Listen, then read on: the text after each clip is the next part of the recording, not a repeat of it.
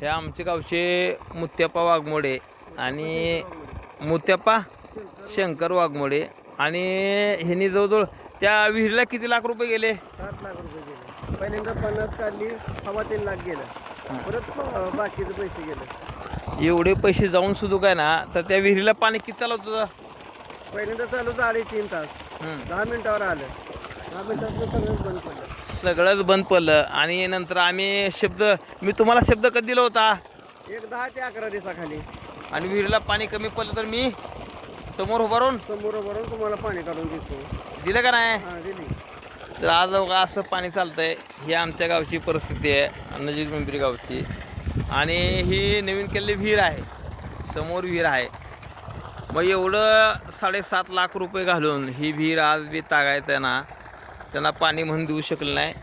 तर हा जो भाग आहे पूर्णपणे, हा जो बागायत भाग आहे, तर ह्यातलं फक्त किती गुंठ भिजत होतं अंदाजे विहिरीवरची?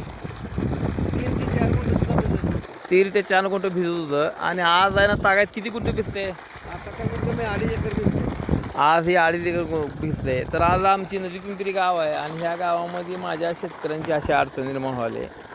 तर कदाचित आज आमदार राजन आपलं खैरे असतील, भविष्यामध्ये आमचे अजिंक्य राणा असतील.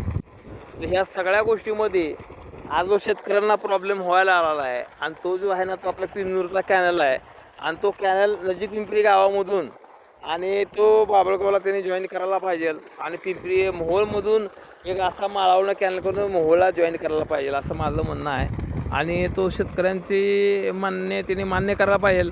कारण आज आमच्या गावचे शेतकरी आहेत, आणि विशेष करून आमचे कोळेकर असतील आणि शिद्धू राऊत असतील. तर शिद्धू राऊतच्या काय गाडीचा एकदा प्रॉब्लेम झाला, तो ड्रायव्हरकडून पलटी झाली. आणि एवढा अडचणीमध्ये येत असताना सुद्धा शिद्धू राऊतनं माझ्याकडे गाडी दिली. आणि विशेष करून शिद्धू राऊत म्हणजे आहे ना, एक हिरा आहे, हिरा त्या यावलीचा. आणि तो सरपंच इलेक्शनमध्ये काय लोकांनी त्यांना विरोध केला, काही अडचणी असतात. आणि तर भविष्यामध्ये शिद्धू राऊत आणि आमचा शिवा कोळेकर ह्या 2 मशनी काय मोहोळ तालुक्यामध्ये लावायला पाहिजे. आणि आम्ही एक दिवशी 10 पॉईंट किंवा 10 फूट क्रिशिंग टाका असं सांगत असताना शिद्धू राऊतने कधीही विरोध नाही केला. आणि कोळेकरनी शिवाजी कोळेकरने कधीही विरोध नाही केला. आणि प्रामाणिकपणे ती लोक शेतकऱ्यांसाठी जगतात. आणि मोहोळ तालुक्यामधली मराठी माणूस आहे तो आपला. तर प्रत्येकाने अडीअडचणी येत असेल तर ते सगळ्या लोकांना आपण मदत करून त्यांच्या मशनी असू द्या, त्यांचे कामगार असू द्या, ह्या सगळ्या गोष्टीची जबाबदारी ही आपली सगळ्यांची आहे. आणि हे काम आम्ही स्वतः करत आहे. आज बघा विषय कसा आहे.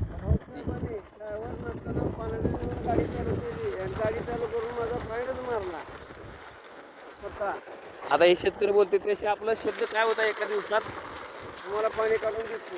आणि राऊत साहेब काय म्हणलं, ड्रायव्हर नाही, ड्रायव्हर नसताना आमचा पानाड्याने गाडी आणून आम्हाला पाणी काढून दिलं.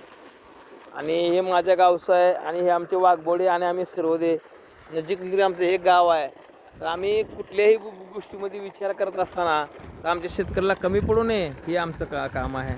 बरोबर आहे का नाही?